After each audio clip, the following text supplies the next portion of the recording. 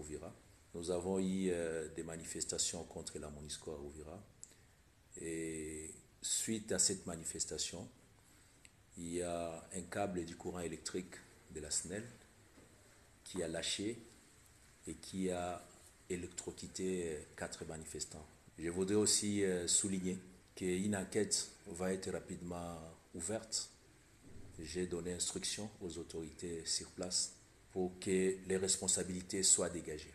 Je voudrais appeler particulièrement notre population du Sud Kivu au calme. Je me réjouis que si l'ensemble de la province du Sud Kivu, aujourd'hui, nous avons un calme par rapport aux manifestations contre la MONUSCO. Sur instruction expresse du président de la République, son Excellence Félix Antoine Tshisekedi Tshilombo, qui tient à ce que la paix règne sur l'ensemble de notre pays.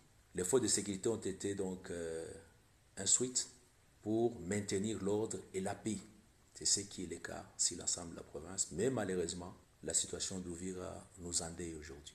Il n'y a pas une raison aujourd'hui valable de continuer à manifester contre la MONUSCO, étant donné que les revendications légitimes sont déjà connues de la plus haute autorité.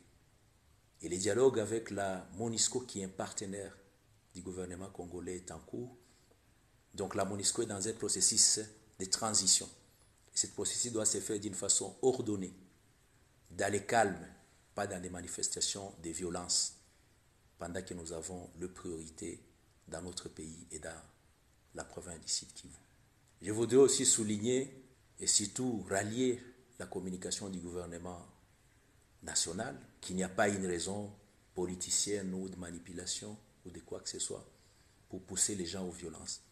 Les revendications qui sont légitimes ont été entendues et je crois que nous laissons aux autorités nationales, principalement chef de l'État, avec notre partenaire MONUSCO, pour apporter des réponses à la préoccupation de la population.